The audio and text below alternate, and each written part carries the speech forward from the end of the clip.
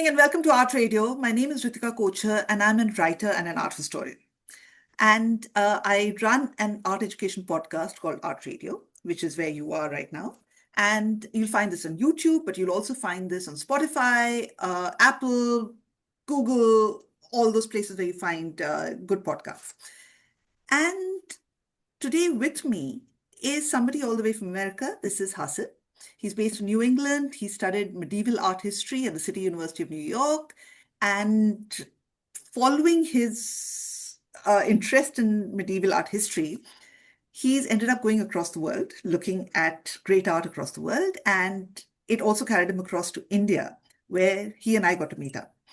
Now, this was about 6 months ago. It's been a while. We've been discussing ideas over that time. And what I've been finding very interesting and what I really want to explore with him today is something which comes out of his next book, which is on the partition of Bengal.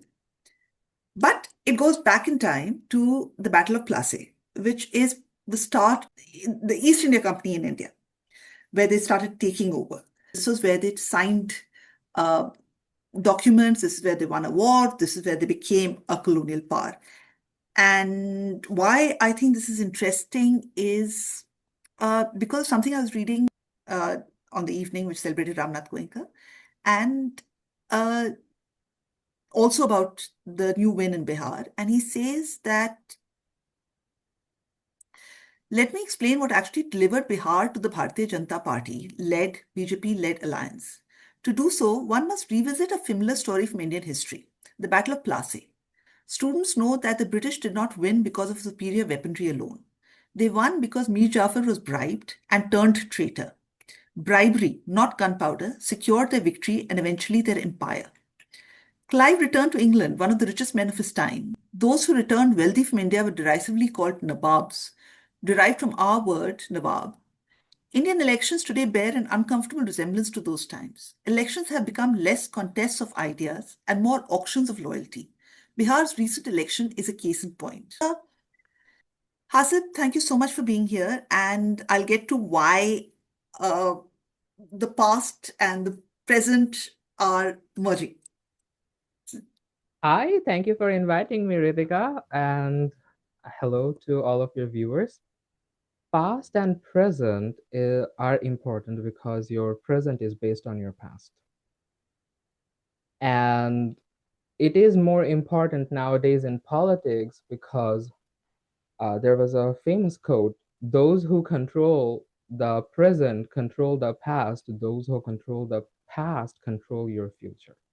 So that's why your past is always interconnected, right? The way we eat, the way we live, the way we dress up, even the way we think, our educational system, society, how it reformed. Battle of Plassey is one of the important event, not only for the province of Bengal, which is also included current present day Bangladesh as well as West Bengal and the entire India. Because you have to understand, before Battle of Plassey, India's contribution to world GDP was 25%. But then when 1948, after 47, in 1948, when British left, India's GDP was only 4%. From 25% to 4%, 190 years, it dropped. So from 25% of just one kingdom. Mm-hmm. And there are other parts of India. I'll keep Exactly. This. And this includes exactly. Hyderabad, where you had all the mines. This includes Kerala, where you had trade going on, you had spices Travancore. going on. Travancore. So just the Mughal part was 1/4 of the world's GDP. Exactly. And think about that, like all the jewels, all the resources, right? Natural resources, all the weaved like pottery to clothes to everything. And the reason you're saying that Bengal was the most major contributor to this? Exactly. But and you have to understand, like Bengal's revenue when Mughal up until Shah Alam II, Bengal's revenue was the highest because of like its prosperous economical situation. But then Battle of Plassey happened, 1757. And Battle of Plassey was not like, it was never meant for a lack of power because Siraj's side, because Siraj-ud-Daulah was the last free Nawab of Bengal, who was also the grandson of Ali Verdi Khan, right? And he had 50,000 men with weapons and trained soldiers to fight for him. But then British had only 3,000 men on their side. And one of the key figure was Mir Jaffer, who was also uh, uncle of Shiraz-ud-Daulah, and the general for his army. He betrayed along with other generals from different provinces and some wealthy merchant family, Jagat Seth family, during that But time. then why do we blame Mir Jaffer and not the other guys? Because we have a memory of goldfish sometimes, and we need only one person or one figure or one face because Mir Jafar was the main face, but there were force behind him as well. First was the aunt of Shiraz-ud-Daulah. We know as history knows her as Ghashati Begum, who was also her actual name was Mehrun Nisa. Do not confuse her with Nur Jahan because her name was also Mehrun Nisa. So she was one of the key figure. Then Begum Johnson, who was the wife of William Watts. William was actually the spy and British resident. His official title was Chief of Qasim Bazar because men were not allowed to get inside of the harem, right? His wife, Mrs. Johnson, was very friendly with Amina Begum, mother of Siraj-ud-Daulah, and Ghoshati Begum, aunt of Siraj-ud-Daulah. Up until that time, women were also holding enormous power behind the veil as well. They were like building monuments. They have their own properties. They were traveling all over. So Robert Clive thought it would be beneficial for British if they have eyes and ears not only in Nawab's court, inside of Nawab's harem as well. So why are these women important? So today, these women are important because what happened after the Battle of Plassey, the entire view on women, especially women, changed. The perception changed for the society. During Mughal time, women were, like women had their ranks, women had their own understanding of power.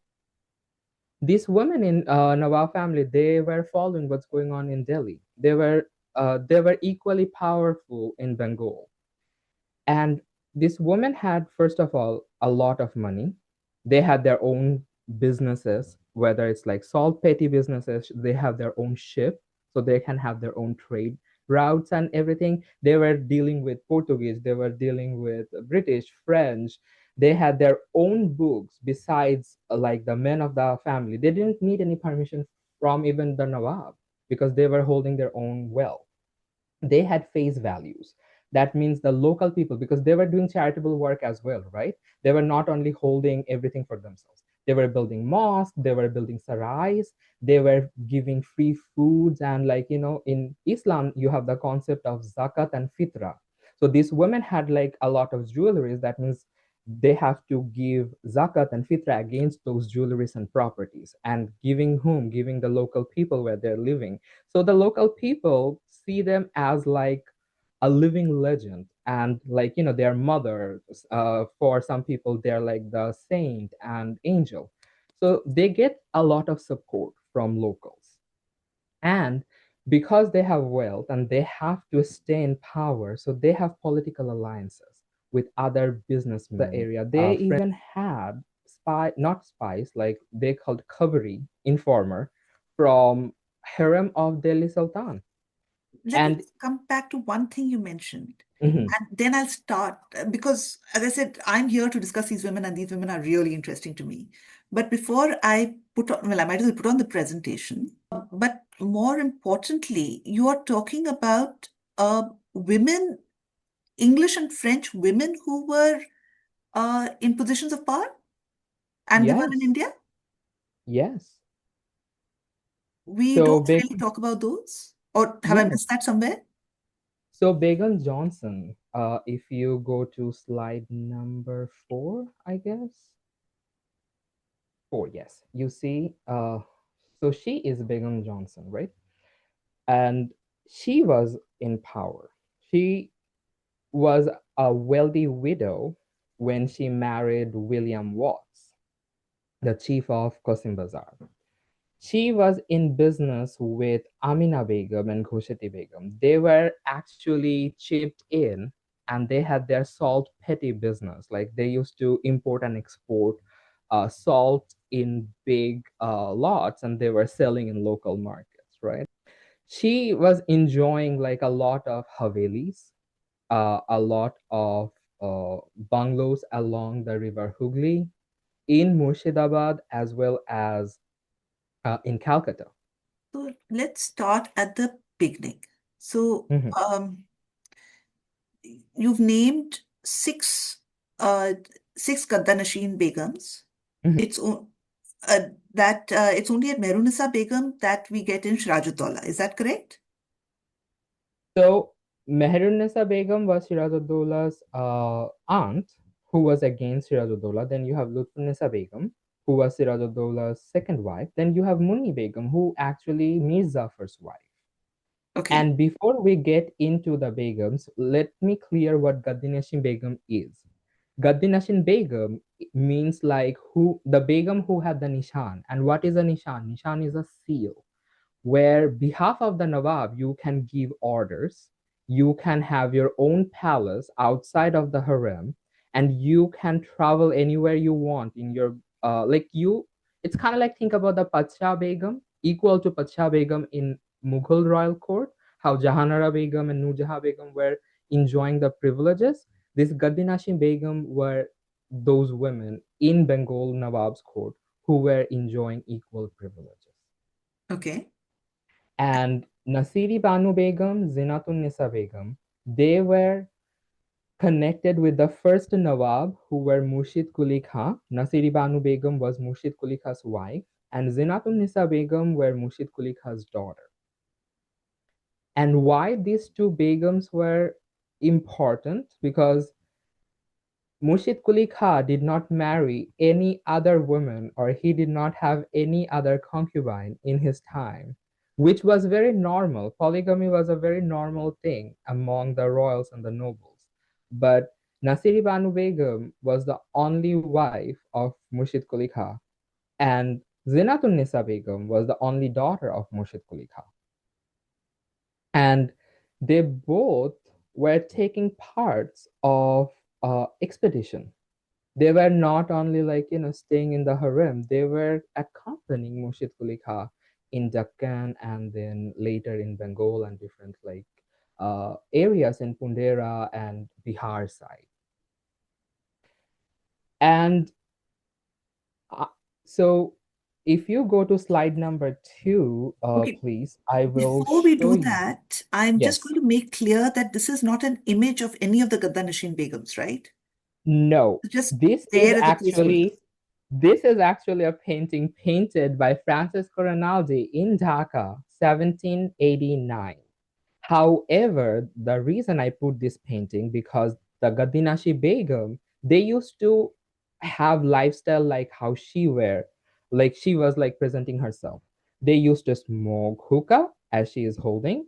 They used to have pan in front of her, and the luxury you can see in this painting, Gadinashin Begum were very similar. They were dressing up very similar like this woman.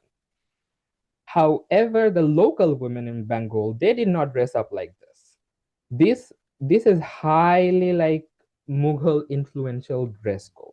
And Gaddinashin Begum were like wearing dresses like that. And they were speaking in Persian languages as well. So just to be clear. And thank you for pointing that out, though. Okay. All right.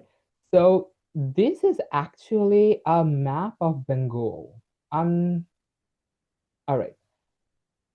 So here you can see this Bengal map was like 1733, the left where you can see the region was marked. That was actually 1733 when Bihar uh, merged with Bengal province. And you see the area. The second picture, the white one, and you see like there is a line. If you see the black border line, that used to called Maratha ditch, because from 1742 up until 1752, Bengal was plundered by Maratha. So that time the Nawab was Ali Khan, who was the fourth Nawab of Bengal. He dug this trench and he was like putting the military in there with their cannons. So in case Maratha come, they will like blow the cannon just to protect the city, because Maratha used to raid the city. They were not involved in war. What they used to do, they used to come at like middle of the night. They like burn down the houses. They captured men, women, and children and killed the old elderly people. And then they sell those men, women, and children to Portuguese and British slave traders and use them as currency. And that was like, not a good thing for Bengal, because now you are looting their properties, you are killing the casualties, but then you are also capturing the working force and selling them. So Ali Khan had to protect it, and he fought for 10 years actually. And then on the far right, you see this was the map on 1810, like, way after like Bengal famine, Battle of Plassey, Battle of Buxar, and you can see like that was the current state of Bengal. On the top, I have two paintings on the left and the right. So the left painting was the Palace of Motijil. Palace of Motijil was important because, as you can see, it was like in the middle of the lake. The palace was like very circular, and it was built by Mehrunisa Begum, who was also Ghashti Begum, right? And Siraj-ud-Daulah did not like his aunt that much, so he built Palace of Hirajil right across Palace of Motijil, just as like showing his aunt that I am better, like I'm wealthier than you are, so I can build something. On the right hand side, it was after the Battle of Plassey, when British were like wanted to destroy everything Siraj owned, or everything had Siraj's name. So if you compare, like you can compare like before Battle of Plassey on the left and afterwards on the right. And that is again like anytime you engaged into a war, that could be the situation like where you have the prosperity, where you have a daily life, and everything got hampered and everything destroyed. So you're So saying this is the same place? yes, these are the two same place. You can see the mosque. You see like on the left hand side all Yeah, the way where the Toran is, and the yeah, mosque on the all the way in the back. Look yeah, at the same mosque on the right side. yeah, See? yeah, Yep. yeah. So that is what happened when uh, your ruler cannot make it, and external force get into and meddling with the internal politics. They do not show any mercy, and they take away everything they could. And if they cannot take anything, they will just destroy and burn and leave the ruins. All right. Thank you for any question about these paintings or Nope, map. nope. Okay. Yeah. Can we please move on to the next one? Yes. Okay. So these are the three dynasties, right? So the first dynasty is the Nasiri dynasty. So the Nawab family of Bengal was the Nawab and the Nizama did not form until Aurangzeb was dead. So this dynasty started 1707. The Nawab of Bengal started on 1707. Nasiri dynasty was on power up until 1739. And I will actually establish a pattern here, and I think you will like it. So Sarfaraz Khan was the grandson of Murshid Quli, okay? And Sarfaraz's father was Shujauddin. Murshid Quli did not have any son, so his son-in-law became the next Nawab after him, and Sarfaraz became the third Nawab of this dynasty and of entire Bengal. Sarfaraz was almost the same age as Siraj-ud-Daulah. So Ali Vardi Khan was Shujauddin's relative. Shujauddin literally groomed Ali Vardi Khan and his elder brother Haji Khan from like childhood to become like a ruler. And Ali Vardi Khan was the governor of Patna during Shujauddin. Up until Ali Vardi Khan's time, the Murshidabadi dynasty, the Nasiri dynasty used to pay 1 crore 30 lakhs tax revenue to Delhi Sultan. Ali Vardi Khan made a pact with Delhi Sultan. That time it was Muhammad Shah Rangila. And he said, I will pay you 2 crore of tax if you give me the Nawab state after the death of Shujauddin. Now, Sarfaraz, who wanted to become the Nawab and who already at that time was Prince heir apparent, and he found that out and he wanted to fight Ali Vardi Khan. And Ali Vardi Khan killed him, right? Now, Ali Vardi Khan's grandson, Siraj-ud-Daulah, who was also connected with Mir Jaffer, Ali Vardi Khan actually groomed Mir Jaffer. And Mir Jaffer was governor at one point to Cuttack. After the death of Ali Vardi Khan, Mir Jaffer wanted to be the Nawab. And he killed Siraj-ud-Daulah. So you can see both grandsons were killed by the men their grandfather trusted a lot and groomed and thought they will protect their grandchildren.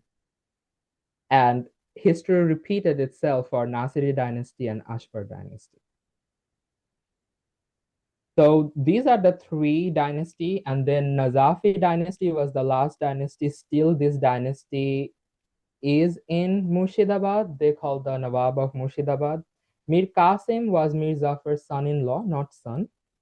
Just to be clear, after Mir Jaffer fell out the favor from British, they thought Mir Qasim will be a good Nawab they can control.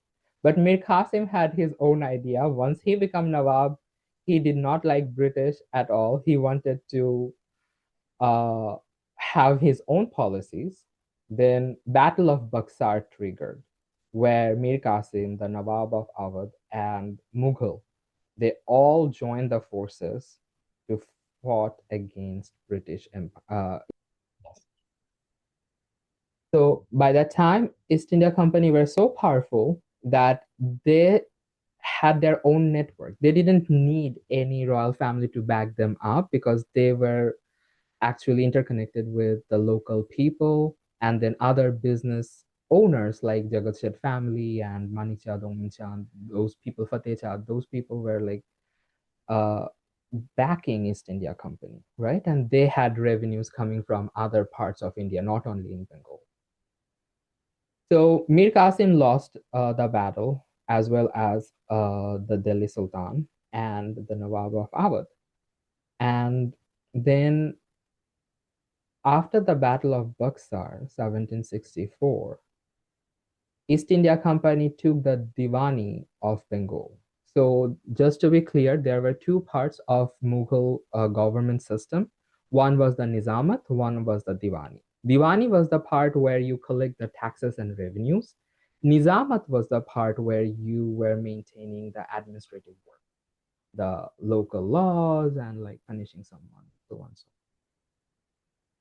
So then Mir Qasim lost it, and then they reinstalled Mir Jaffer again.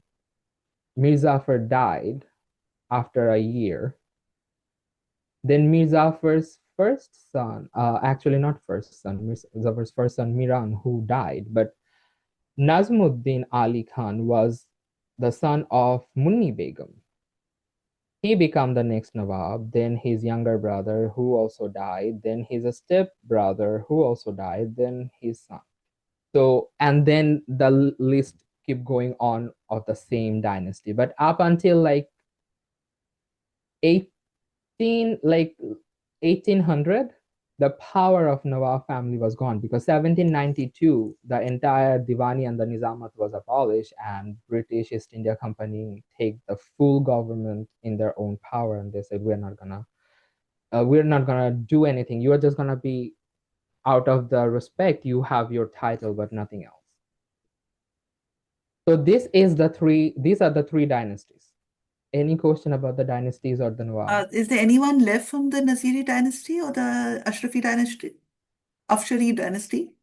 So see, the sad part, Ritika, is like, even though if there are any descendant of those dynasty left, we don't know, and they also don't know. Because when your dynasty fell and people were into hiding, right? They don't want to associate with the king who lost the battle, because either they can get prosecuted or they can get shamed. So people invent a new identity for them. By second, third generation, people forget, like, where they were connected to. So these two dynasty, there are like, like, you don't know for sure that somebody left. Sometimes you hear a news that, okay, you found like a descendant of this Nawab or that Nawab, but you cannot verify it at this point. I mean, you can, but nobody took the time to verify it. So,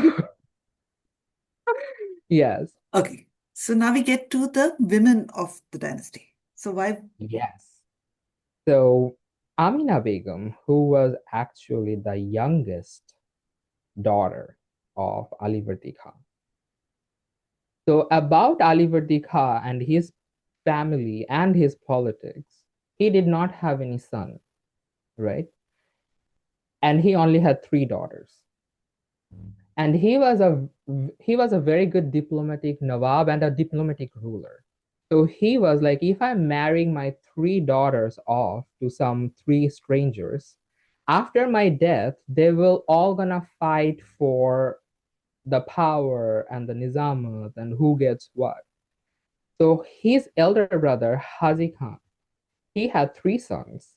And he said, why don't we make political alliance? Because I don't have any son, and I'm the Nawab, and you are my brother. You have three sons. Married my three daughters to your three sons. Whomever become the next Nawab, they will be my blood. They will be my family, right? So Amina Begum got married with the youngest son, youngest son of her uncle, and his name was Zainuddin Ahmed, who was also Siraj-ud-Daulah's father, right? And she had another son, Ikmadud-Daulah, not Ikmatud-Daulah, Ikmadud-Daulah, and he was adopted by Ghoshati Begum, because Ghoshati Begum didn't have any children, and she adopted Shiraz's younger brother. And the understanding was, because she was the oldest, her husband was the oldest brother among these three brothers, then her husband become the next Nawab. So if she had any children, that son would be the next Nawab after her husband. But she did not have any son, so she adopted Siraj's brother. Unfortunately, that son died in smallpox in Alivardi Khan's reign. And then her husband died. So the entire calculation Alivardi Khan was doing, that, okay, I'm the Nawab, then my eldest son-in-law become the Nawab, then his children gonna get that Nawab, and that all, like, got mishmashed. In the meantime, Amina Begum's husband, Siraj's father, he was the governor of Patna. And he wanted to impress his brothers and his father-in-law. Wanted to make an alliance with Afghan. And in that process, he got killed. So story goes, he invited these two Afghan captains, Shamsher Khan and Sardar Khan of Darbhanga, and he said, hey, let's join the forces. We will, like, you will not gonna hurt us, you will not gonna betray us going with the Marathas, and we will be friends. And they said, yeah, right. And they get inside of the harem where the security were low and he was delivering a pan, and they take their sword and they start butchering everyone. So then Ali Vardi Khan, what he did, he actually gave that Nizamat of Patna to his second son-in-law and second daughter. Siraj was not very happy with it. So 1750, he started to plunder Patna. He became a rebellious child, right? So then Ali Vardi Khan thought it's very dangerous to keep him loose. So he brought him to Murshidabad and make sure Siraj is like with him, stay with him so he can pay attention to him, right? At the same time, Ghoshati Begum was also living with Ali Vardi Khan in Murshidabad with him. And Siraj and Ghoshati Begum had that personality clash. For Ghoshati Begum, Siraj rebelled against her father and his grandfather and her father. So she did not forget that part and she couldn't forgive him for that. And for Siraj had that attitude that I don't need anyone's permission. Because by that time he understand that there are very few male descendant of Ali Vardi Khan, and he could be the next Nawab, but he need money. But what he was lacking was experience and political diplomacy.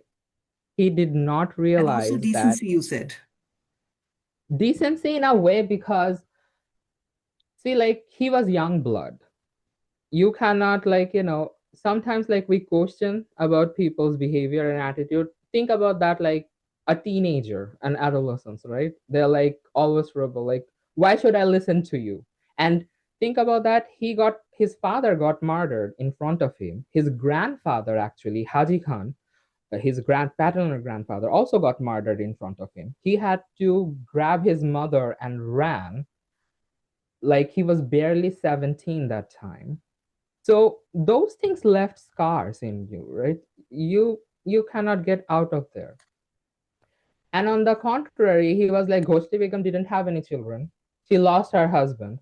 What you're gonna do with all of those wealth? Give me your wealth. Those money is no use for you. And for Siraj, it's very funny because he was not getting he didn't want that money for him. He wanted that money to raise an army. Because you have to understand, 1757, when Siraj lost the Battle of Plassey, that was the same time when Ahmed Shah Durrani raiding Delhi for the fourth time. And Siraj was very scared that Ahmed Shah Durrani will attack Bengal. And one thing you know about Durrani Empire, they do not show any mercy. They were getting into places, they were looting everything and doing all kind of horrible stuff. And Siraj did not want that happen to Bengal. So he was in desperate need. And then the second threat he was having is from Maratha, because his grandfather had a peace treaty with Maratha. But we know by now, anytime an old king died and a new king installed, external force and internal force always wanted to see their opportunity, what's in there for them, right? And he was scared again that Maratha will attack. So he was like, if I'm getting attacked by Maratha from one side, Durrani Empire from another side, then I need to have army. He did not in million years thought that he could get defeated by English. What he did never even thought. So that's why, like, he had that clash with Ghoshati Begum because he wanted her wealth. And Ghoshati Begum, like, I'm not giving you anything. Go find somewhere else. So where did Khurshidi Begum now come into the? Did she help the British along with Mir She did Jaffer? not help the British. She helped Mir Jaffer because Mir Jaffer was Ghoshati Begum's cousin. And they were raised as siblings, right? So Mir Jaffer came like, and Mir Jaffer's clash with Siraj-ud-Daulah again with the personality clash, because Mir Jaffer by that time he was like almost in his mid 60s, late 60s, and Siraj was like unstoppable. He was not like listening to his counsel. His ministers were like very fed up with his like rebellious ideas. He was like, oh, I'm gonna go there, I'm gonna do this, I'm gonna, like, he has all of those crazy ideas. And Mir Jafar was someone who is very good at plotting and planning, but who was also not very good is like military force.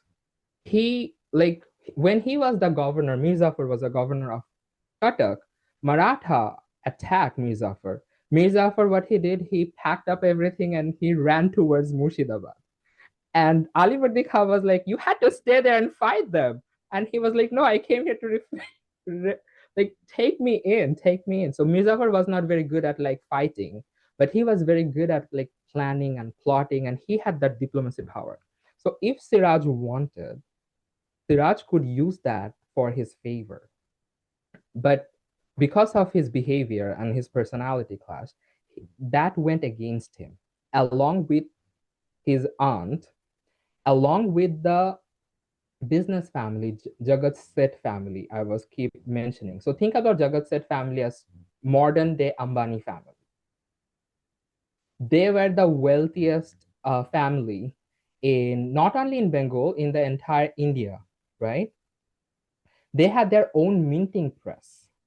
They had like currency exchange places, and they were actually from Rajasthan. They were not Bengali people. And see, Ritika, there is another funny part. The Nawabs of the Bengal were not like ethnically Bengali people. Mir Jafar was born in Delhi. He was also not a Bengali people, right? Who supported the British?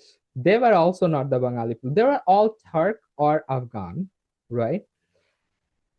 And lost that province to foreigner who is British, an entire place where you are not connected in any ways. You don't speak their language, you don't eat their food, you don't even dress up like them, right?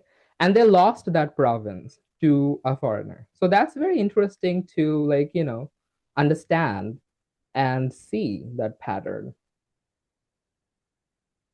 So that was the story about Ghoshati Begum. But later on, Ghoshati Begum was killed by Miran, the eldest son of Mir Jafar, because she she was, like I said, she and Amina Begum, they were an influential figure in the society. So they got scared, Mir Jafar and Mir Jafar's son, that what if Ghoshati Begum start to dominate Mir Jafar? So they were sent to Jinjira Palace, which is currently in Dhaka, Bangladesh. And that was the custom, Jinjira Palace. Like whenever a new Nawab came, their old harem goes to Jinjira Palace in Dhaka or Nasirabad Palace, which is also in Dhaka. And on that route, their boat actually were drowned and they got drowned in the river. And the thing is, you cannot openly say you killed them. So you have to make it look like an accident. So that's what they did. They made it look like an accident, but they actually did the order of that killing. So there are lots of nuances to the Battle of Plassey which we haven't really thought through. And Mm-hmm. more importantly, as far as you and I are concerned, what you're saying is that these women were equally powerful as the men, and we never talk about these women. Exactly. And these women are actually more powerful than men because a Nawab or men had liabilities, responsibilities to their subjects, to their minister, to their court, to their alliances. These women did not have any responsibilities, liabilities, so on and so forth. They were only responsible for what they are doing, right? The Nawab cannot dictate them how they're using their money, how they're using their wealth. They choose to build mosques, they choose to build sarais, they choose to give donation. And that's how they gain that popularity. That's how they get that love. So see, the people in Bengal did not cry over Siraj-ud-Daulah, but they did cry when they heard the news Ghasati Begum died. So that is fascinating. People were like, in the madrasa, you were have khatam. Khatam means like they were reciting Qurans. They're like, orphanage were given donation by the local noble families because their queen had been died. And they were like, those Begums are treating like queens over there. So that is very important to understand that pre-colonial time, the way in Bengal especially, and like all the northern part, even UP, Bihar, Delhi, the way the society understand a role of a woman were very different than the way we are thinking about a role of a woman now. Because women were not only had access to money, they were also making decisions, right? They were giving their opinions to political matter. They were like, seeking justice, going to the magistrate's office. So then the European culture came in, and I'm not going to say which is good or which is bad, but they did not understand our customs and culture the way we understood or we had that established. So that comes to another question, which is that how were they doing all this from behind a parda? So this is also a very interesting thing to understand. So women in India, they were not confined behind parda. They choose because sometimes, like if I'm feeling I'm so special, I'm having bodyguard. So it's kind of like it's a choice. It's not like, okay, I have to strictly behind like the veil. If But they also had their representatives. They had their representatives in the court. They had their representatives like, in the market. And it's not like they're not going to do the manual work because they're so wealthy. They can afford to have servants. Think about that. If I'm wealthy and I can afford to have like, my chaperone, my maid, my cook, I will do that, right? So those women were wealthy, so they can afford to have their representatives in all of those places. So they did not have to physically go.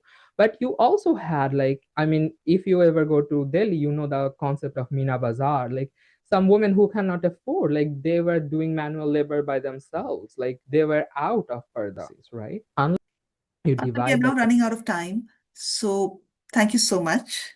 You're so very welcome. And thank you for taking us through this. And thank you for showing us these very, very interesting women, which I did not know about.